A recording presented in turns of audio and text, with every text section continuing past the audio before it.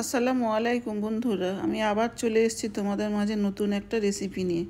আজকে আমি বানাচ্ছি চিকেন পেস্ট স্যান্ডউইচ। তার জন্য আমি হাঁড়িতে পানি নিয়েছি আর হাড় ছাড়া মুরগির মাংস নিয়েছি। এটা আমি একটু নুন দিয়ে দিলাম, একটু সিদ্ধ করে নেব। দেখো মাংসটা সিদ্ধ হয়ে গেছে। এবার আমি একটু মিক্সির জার নিয়েছি, নিয়ে মুরগির মাংসটা দিয়ে দিলাম, একটু ছাড়িয়েও দিচ্ছি যাতে ভালোভাবে মিক্স হয়ে যায়। এবার বড় চা চামচের 2 চামচ বাটার দিয়ে দিলাম, বড় চা চামচের 2 চামচ ক্রিম দিয়ে দিলাম, অল্প একটু জিরে গুঁড়ো দেবো। এবার এরকম ছোট বাটির 1 বাটি পানি দিয়ে দেবো, দিয়ে এটাকে ভালো করে বেটে নেব। দেখো বাটাটা হয়ে গেছে। স্টিলের একটা এরকম বাটি নিয়েছি, এবার ঢেলে নিলাম। এটাকে আমি 12 ঘন্টার জন্য ফ্রিজে রেখে দেবো, জমতে দেবো এটাকে। দেখো 12 ঘন্টা পর আবার ফিরে এলাম। দেখো এটা এরকম জমে গেছে। আমি এটা এক সাইডে রেখে দিলাম। এরকম পিস করা পাউরুটি নিয়েছি। দেখো এবার এই ধারগুলো আমি কেটে নেব।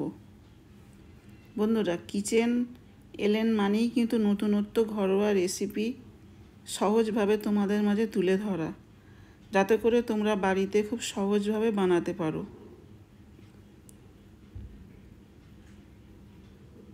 দেখো এরকম করে আমি কেটে নিচ্ছি। বন্ধুরা, তোমাদের তো জিজ্ঞেস করতে ভুলেই গেছি, তোমরা কেমন আছো? আশা করছি অনেক ভালো আছো। আলহামদুলিল্লাহ, আমরাও ভালো আছি। দেখো এইভাবে আমি সব পাউরুটিগুলো ধারগুলো সব কেটে নেব। কাটা হয়ে গেছে। এবার এই চিকেন পেস্টটা 1 পিস করে এরকম পাউরুটি নেব, নিয়ে চামচের সাহায্যে নিয়ে এটাকে মাখিয়ে নেব। দেখো এইভাবে মাখিয়ে নিয়েছি।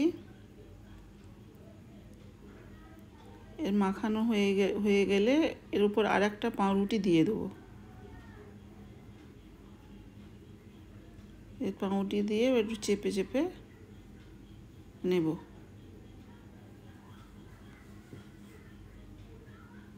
এইভাবে আমি সবগুলো বানিয়ে নেব।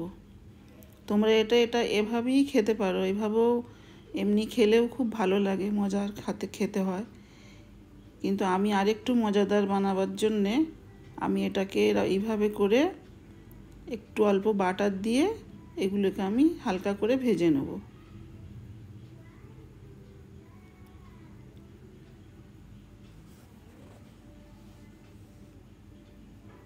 দিয়ে দিলাম আর একটা পাউরুটি উপর দিয়ে।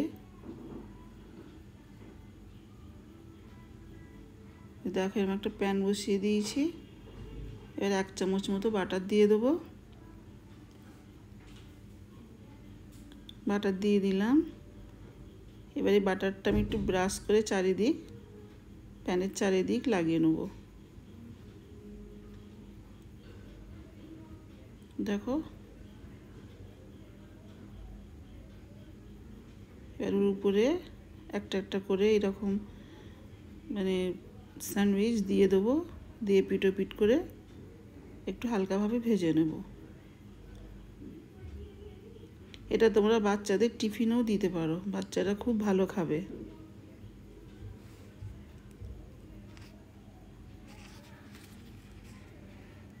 উপর দিয়ে একটু মাখন লাগিয়ে নিচ্ছি।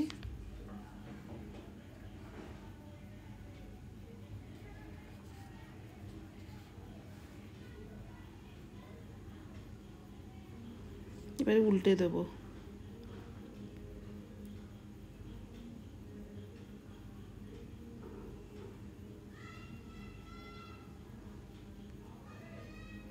দেখো 1 পিঠ হয়ে গেছে, এবার উল্টে দিলাম। তোমাদের এই রেসিপিটা কেমন লাগলো?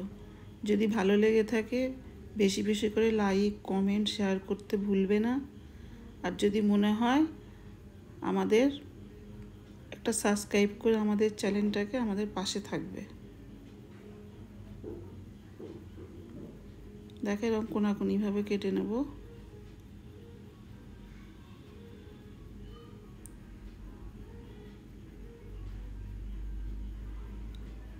দেখো আর একটা কেটে নিচ্ছি।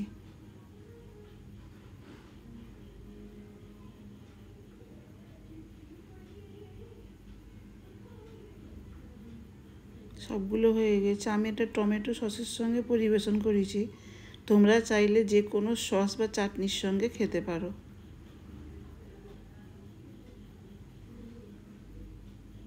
খেতে কিন্তু খুব দারুণ হয়।